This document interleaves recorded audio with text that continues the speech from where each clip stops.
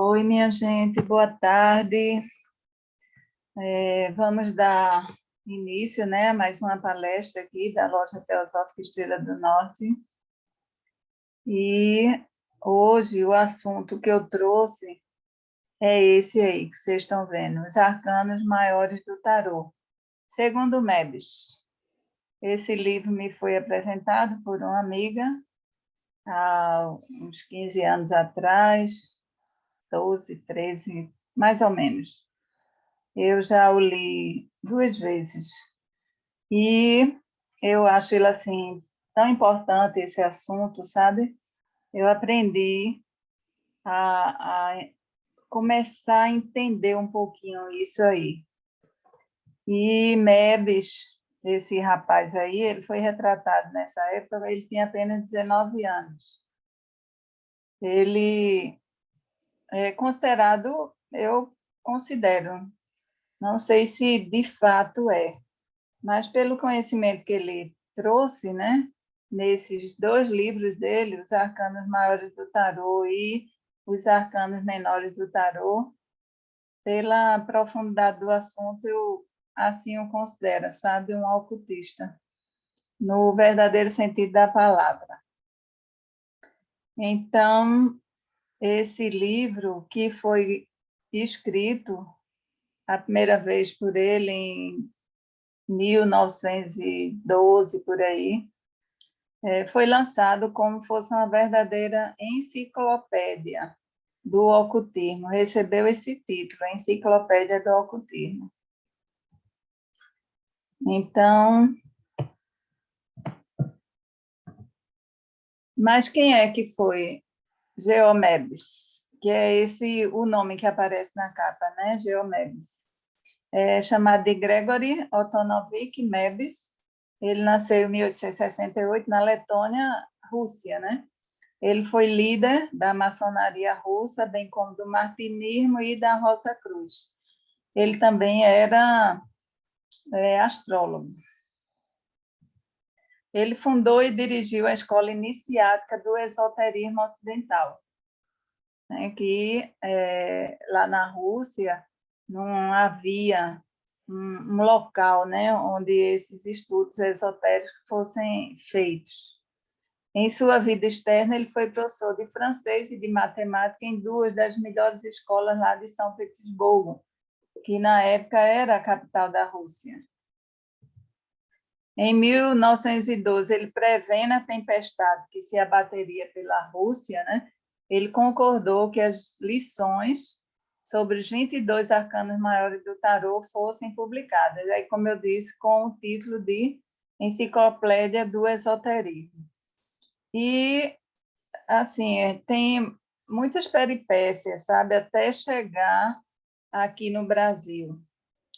Já no final de 1917, quando o novo regime soviético, o bolchevique, que era o grupo majoritário do Partido Comunista, né, que ele venceu, né, e começou a perseguir as religiões e os grupos espiritualistas, a escola de Mebes, então ela tornou-se clandestina. Ela existia e funcionava antes, mas era assim, era algo que só algumas pessoas convidadas diretamente pelo próprio Mebes é que podiam frequentar e estudar com ele, né, esses assuntos.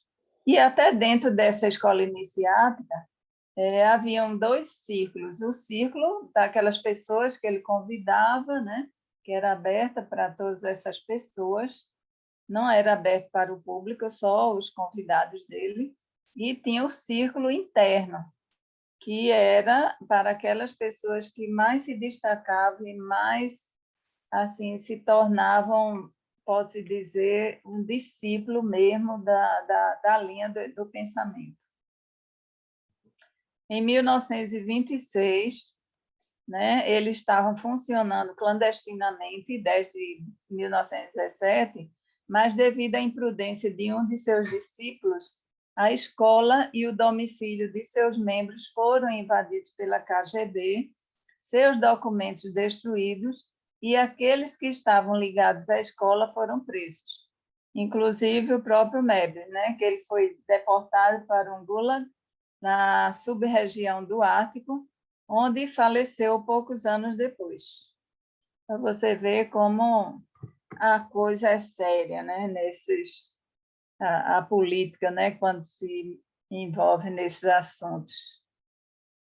Bom, e qual é a origem do tarô?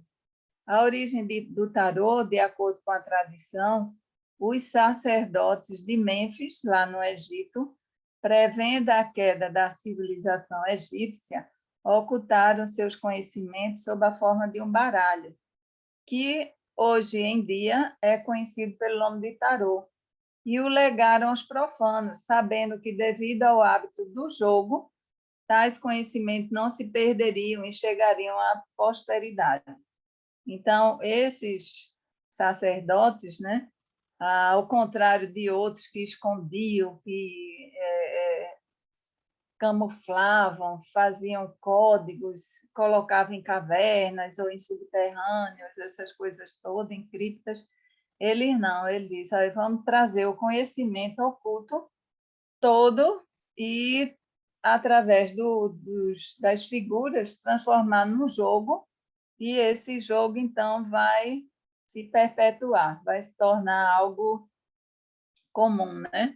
E esse conhecimento não vai se perder. Porque esse tarô de Mebes, né?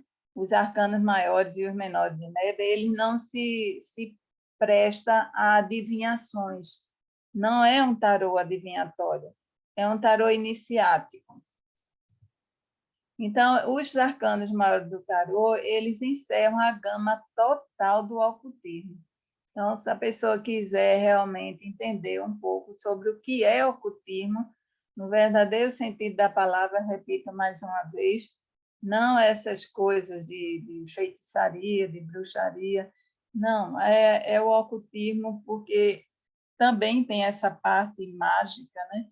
Também tem essa parte que explica certas situações, fenômenos que podem acontecer e que o homem pode manipular de forças da natureza, mas é o ocultismo, assim, de a gente começar a ver o mundo além dessas nossas percepções ordinárias. Então, toda e qualquer manifestação nesse mundo, ele apresenta uma faceta desses 22 arcanos. Tudo que você vê, testemunhar, presenciar, viver, tem algum aspecto de um dos 22 arcanos envolvidos. Eles abrangem a vida da nossa humanidade decaída, os 22 arcanos maiores, né? Já mas pelo próprio esforço pessoal pode-se entrar no campo dos arcanos menores, que são os regentes da humanidade não decaída. Então, existe uma parte de seres que decaíram na matéria, que é como se fosse um descenso, né? Uma queda, e tem a parte de outros seres que eles vêm justamente para ajudar a humanidade e resgatá-los. Então, com o estudo dessa enciclopédia, a pessoa poderá entrar nos 3 graus de iniciação do ocultismo. E quais são esses 3 graus? É o ciclo cabalístico, o ciclo mágico e o ciclo hermético. Então, ele faz um realce aqui bem interessante. Ele diz assim, na existência de um homem inteligente, 2 fatores possuem importância primordial. É o grau de consciência da vida e o grau de poder de realização. Então, a pessoa, para se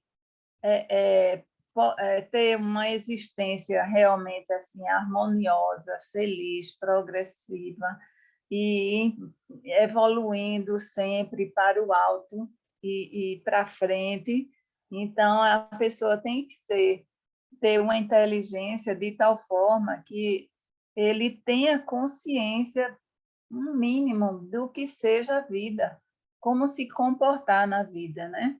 Saber viver. E o outro é o grau de poder de realização, que muitas vezes tem gente que usa muita mente, é muito intelecto, muito sábio, mas não consegue concretizar, as ideias que têm, né? Enquanto que outras pessoas têm poucas ideias, mas têm um poder de realizar, de manifestar as coisas que pensa e que quer da forma mais assim simples possível. Enquanto outros gastam muito tempo e muita energia, algumas pessoas já vêm com esse poder de realizar as coisas. Aí, para a gente entender e se tornar um homem inteligente, né, é preciso a gente ter algumas noções. Por exemplo, segredo, o secreto. O que é secreto? Secreto ou segredo é aquilo que alguns seres humanos decidiram esconder dos outros. São coisas simples, que pode ser uma coisa assim bem banal, mas pode ser também alguma coisa como aconteceu com a própria escola de Mebes, que a partir de um determinado momento eles tiveram que fechar a boca, ficar se encontrando escondidinho para não atrair, né, a atenção do pessoal, né, do regime que predomina, né, lá na Rússia. Então, é alguma coisa secreta. Já o que é arcano? Então, arcano é um mistério, cujo conhecimento é indispensável para compreender um grupo determinado de fatos, leis ou princípios. Sem o conhecimento do arcano, nada pode ser feito no momento que surge a necessidade de tal compreensão. E o arcano inclui toda a ciência teórica referente a qualquer prática em determinado campo. Então, arcano é um mistério. Então, quando surgem determinadas situações na nossa vida, se a gente não tiver um conhecimento, nem seja teórico, em relação a certos fatos e evidências daquele fenômeno, daquelas situações, aquilo vai passar batido por a gente não vai saber se comportar adequadamente perante a situação. Então, toda ciência teórica, a ciência mesmo ortodoxa, ela tem uma parte referente a esse campo aí. E mistério. O mistério é todo um sistema harmonioso, ele engloba tanto os segredos como os arcanos. E, na realidade, mistério, eles são sintetizados por uma determinada escola, e constitui a base de sua cosmovisão e o critério de sua atividade. Então, toda escola esotérica ela possui arcanos, possui segredos e que constitui um mistério ali de sua vivência, da sua visão do que seja o mundo, do que seja o homem, do que seja Deus. E o arcano, como é que ele pode ser expresso? Ele pode ser expresso oralmente, né, de boca a ouvido, pode ser expresso mediante a escrita comum, ou ele pode ser simbolizado.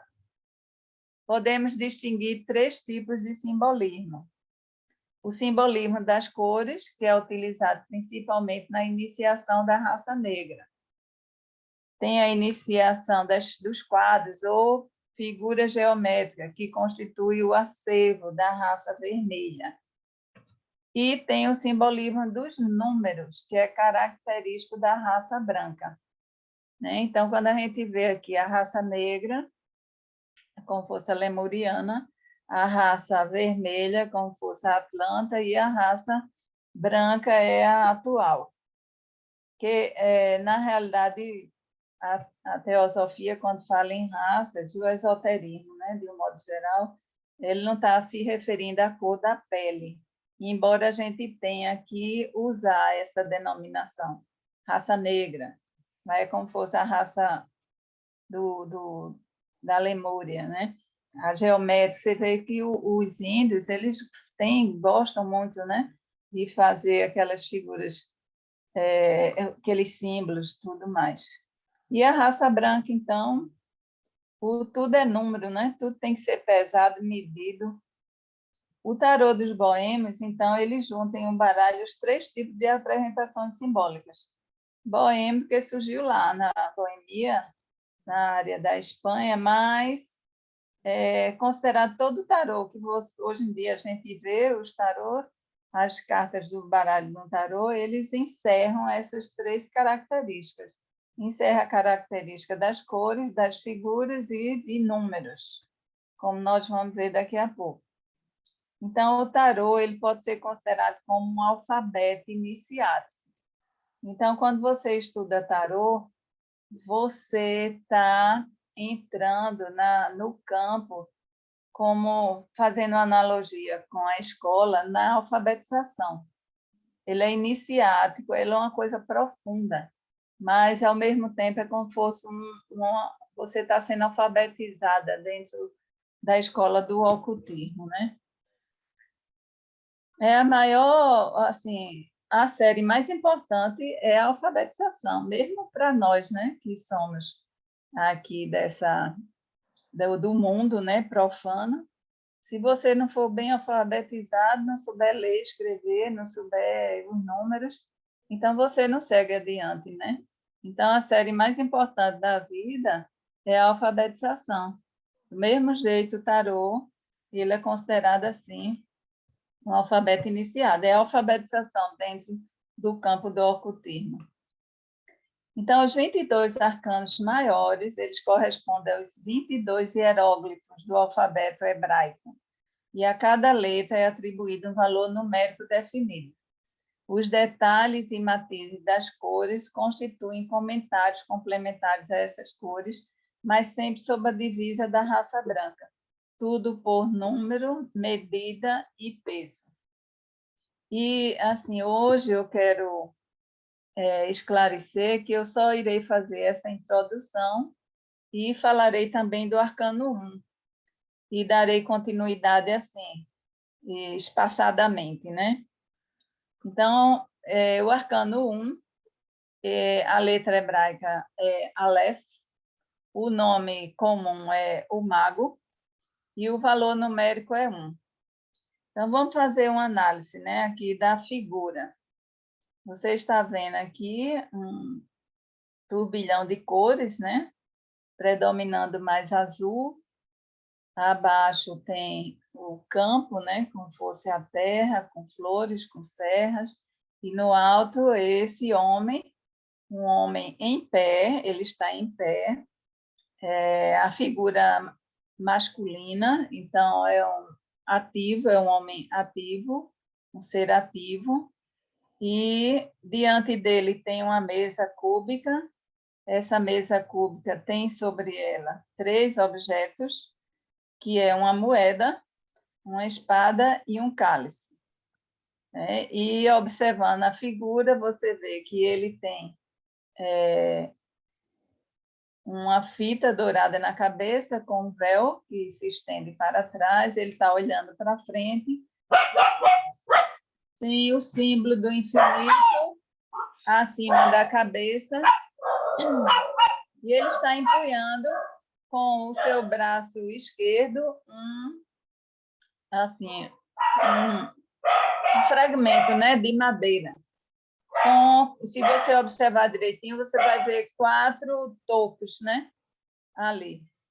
E tudo isso tem um significado, né, que à medida que a gente vai estudando, a gente vai aprendendo, né? Não tem nada nas figuras, nada que é colocado à toa para encher a figura, nada disso, né? Então, basicamente é isso, assim, a análise da figura, mas vamos complementar aqui, né? Aqui eu já falei do turbilhão da mesa em forma de cubo, os objetos que são a moeda, a espada e o cálice, ele em pé, representando um elemento positivo, é um ser individual ativo, significando a unicidade. A parte inferior do corpo está parcialmente oculta pela mesa, tem o símbolo do infinito acima, o olhar dirige para sempre, e o braço esquerdo do homem ele está levantado e está empunhando uma vara de nogueira, com vestígios de 4 galhos cortados. A posição oposta do braço, que tem o braço esquerdo para cima e o braço direito está para baixo, né? Bem tranquilo, assim, representa o binário. E o binário, ele é neutralizado pelo próprio corpo desse homem. Isso aí mostra que ele tem todas as ferramentas para adquirir o pleno conhecimento e dar o primeiro passo nessa direção. Ele tem a coragem para realizar esse intento. Estão vendo aqui, mais uma vez, é o braço esquerdo levantado, o direito para baixo, significando um binário, e no centro o corpo, significando o elemento intermediário entre os mesmos. Então, esse arcano, né, ele indica o caminho da autoiniciação. A letra hebraica chama-se Aleph, e o hieróglifo hebraico também é o homem, Se você vê essa letra aqui, o Aleph, é como se fosse a figura do homem, o braço esquerdo levantado, o braço direito para baixo e o corpo como elemento intermediário. Ele alude à trindade, né? São duas partes ligadas por uma terceira. Em todos os campos do conhecimento encontram-se binários. O termo médio possui característica dos dois extremos, né? Então, por exemplo, você tem o amanhecer e a noite, e no meio tem o entardecer. O entardecer tem uma parte com características do amanhecer e tem uma parte com características do anoitecer. Entre uma posição baixa e uma posição alta, tem uma posição intermediária, e ela traz em si também características desses dois aspectos, né? Entre o frio e o calor, tem a temperatura amena. E assim por diante, né? Vivemos num mundo dialético, então, sempre entre os binários existe um termo médio, né? Mas nem todos os binários eles são facilmente neutralizados, né? Por exemplo, vida e morte, espírito e matéria, bem e mal, consciência e poder de realização. Então, quais seriam esses termos intermediários desses 4 aspectos aqui que eu trouxe? Para falar a verdade, eu não gosto desse exemplo que o Mebes colocou, não, de vida e morte. Eu acho que seria assim, nascimento e morte. E o elemento intermediário seria a vida, que a vida é um contínuo, né? Então, teria o nascimento de um lado, a morte do outro, e o meio termo seria a vida, que permeia tudo, que é uma coisa só. Mas aqui, entre espírito e matéria, qual é o elemento intermediário que a gente pode colocar aí entre espírito e matéria? Então, se a gente pensar um pouquinho, a gente vai encontrar entre esses dois extremos a energia. Então, é a energia que ocupa tudo, né? E de um lado tem o espírito, e assim, nem é lado, é no extremo superior está o espírito e no inferior está a matéria. E tem o bem e o mal. O que seria? Qual seria o elemento intermediário aqui entre bem e mal?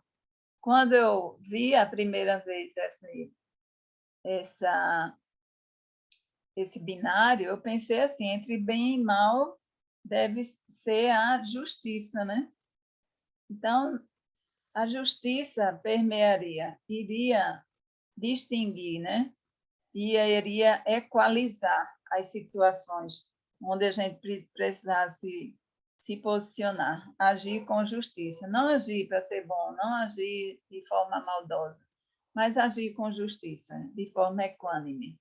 Para mim seria isso, né? E entre consciência e poder de realização, que aí então é a charada aqui, né? Desse arcano, entre consciência e poder de realização. Então, na ciência dos antigos grandes mistérios, chama-se iniciação o poder de neutralizar os dois últimos binários. Então, como eu disse, tanto o bem e o mal, como consciência e poder de realização, o termo médio, que serve para neutralizar esses dois extremos de cada um desses aspectos, seria iniciação, certo? E a gente, então, vai ver o que vem a ser, né? Essa iniciação. Mas antes eu quero falar assim, como esse arcano é o arcano do ternário, das tríades, né? Que a gente pode pensar assim, que não, porque tem os extremos, mas tem o elemento neutralizador. Mesmo jeito que tem o pai e a mãe, surge a criança que neutraliza e unifica os dois numa trindade, formando uma família. Então, a gênese do ternário, como é que se dá? Como é que se forma o ternário? Então, tem o tipo geral de ternário, onde se começa pelos extremos para se chegar ao ponto médio, o polo positivo, né, ativo, masculino, e o polo negativo, feminino, absolvente, são neutralizados pelo polo do meio, como foi esse exemplo da família, né, que eu dei.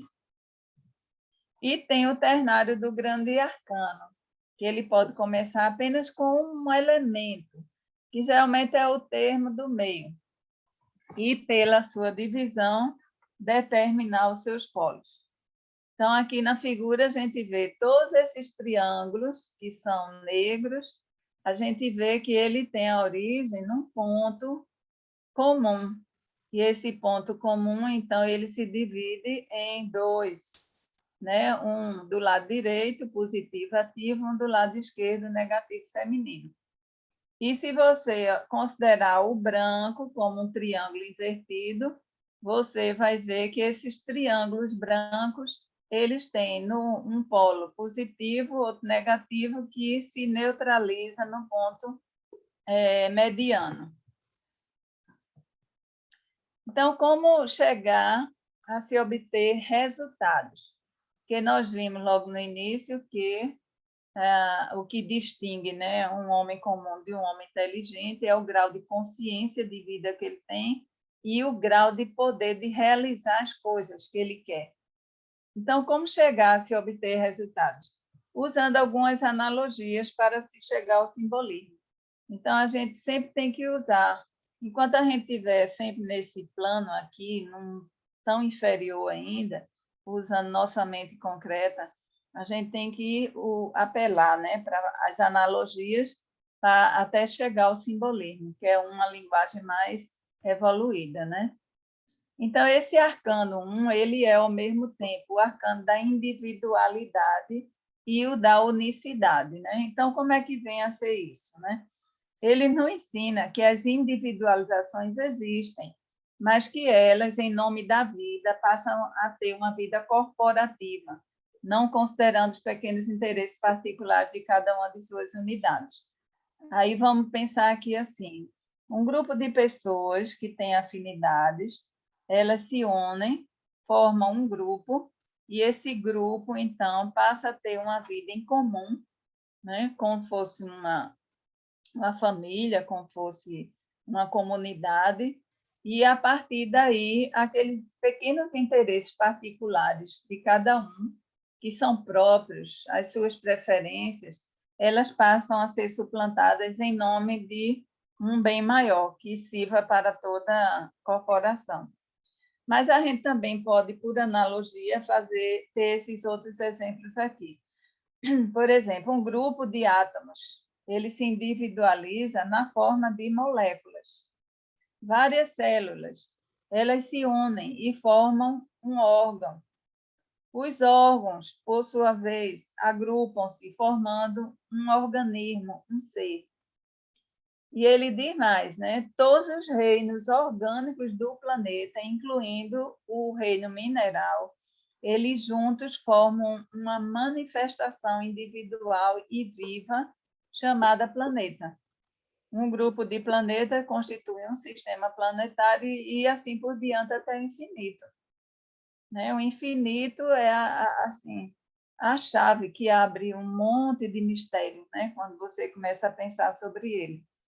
Então, algo que é uno, que é um indivíduo, como é, por exemplo, uma célula, como é, por exemplo, um átomo, quando eles se reúnem, eles vão constituindo cada vez estruturas mais complexas, maiores, formando organismo e, como ele projetou aqui, planetas, sistemas, galáxias.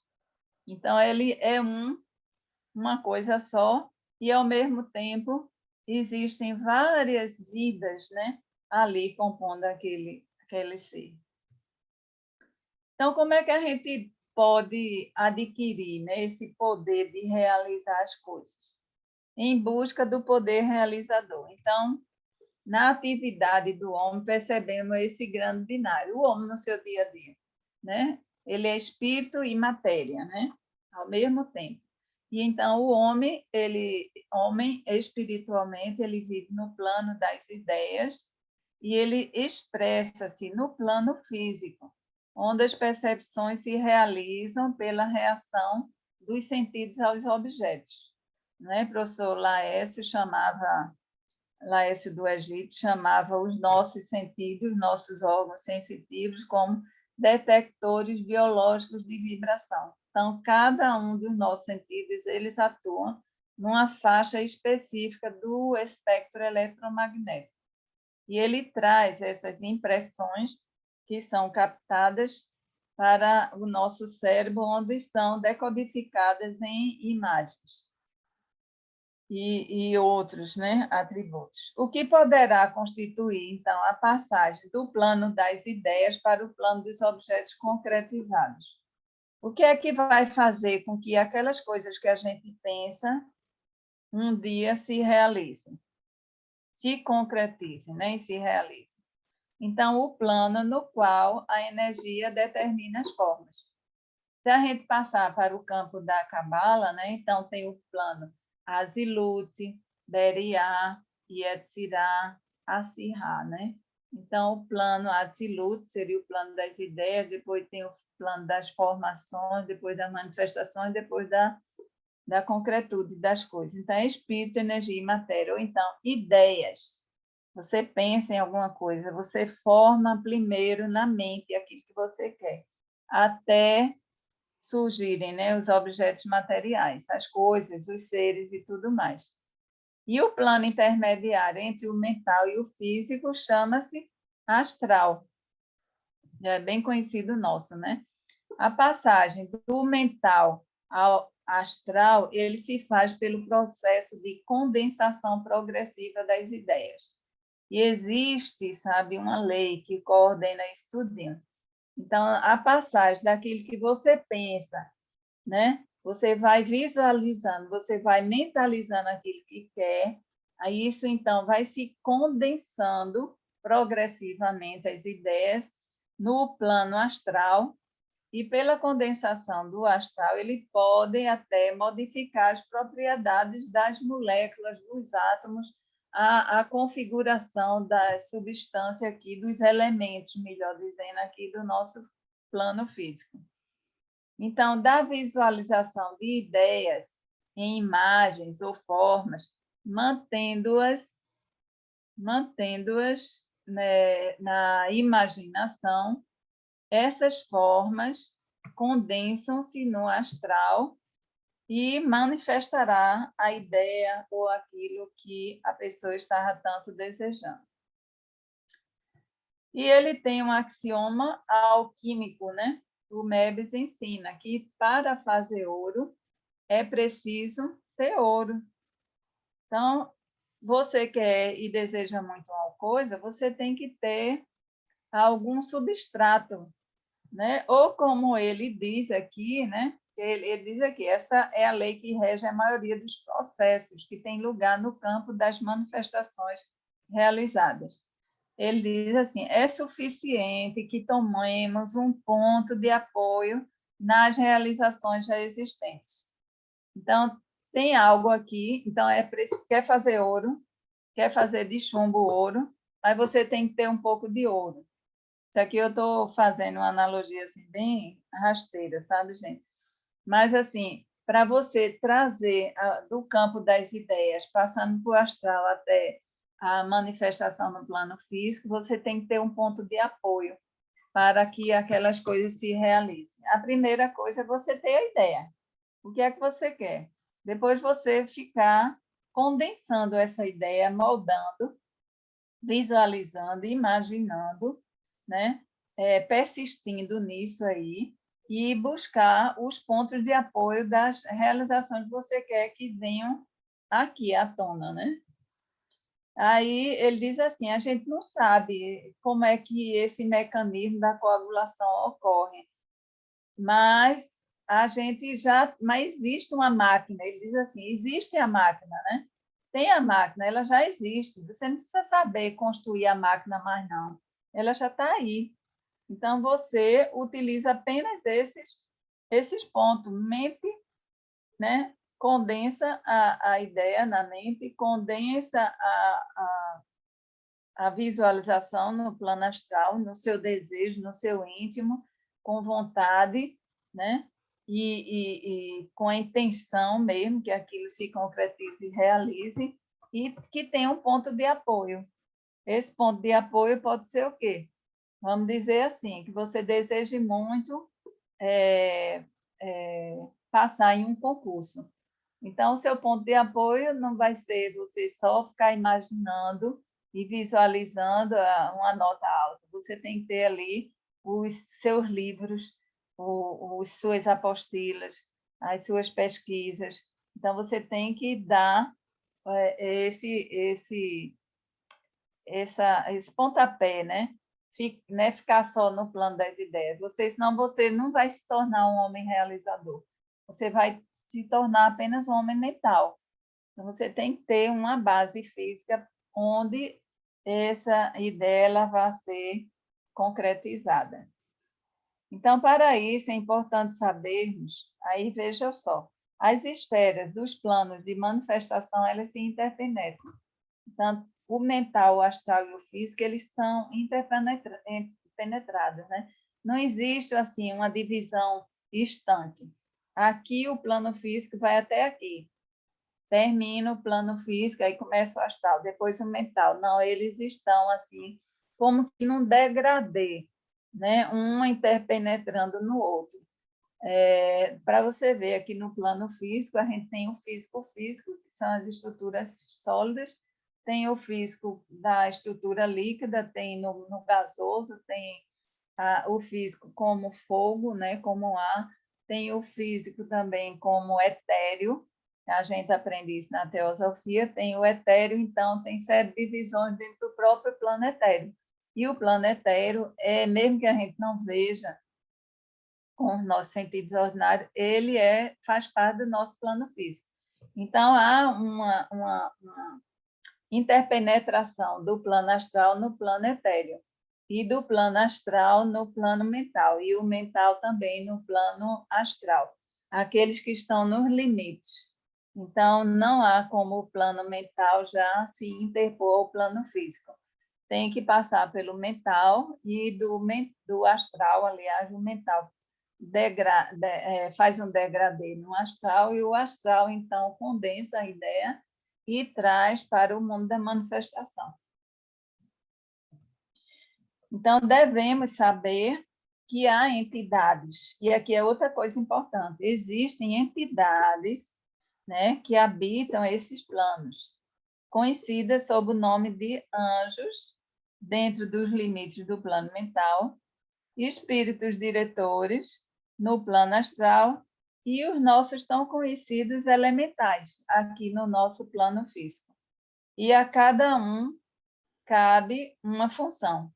Então, os anjos têm a sua função, esses espíritos diretores no plano astral têm sua função, e os elementais aqui no plano físico também eles possuem sua função. Então, gente, o que eu tinha para trazer para vocês hoje era isso aí. Depois a gente dá continuidade com o arcano 2, Beth, que é a papisa. Tá bom? Quiserem fazer alguma pergunta, a hora é essa. Foi muito boa a palestra, Bernadette. Obrigado. Obrigada a você. Vou interromper aqui a gravação. Então, até a próxima semana, gente. Um beijo em todos.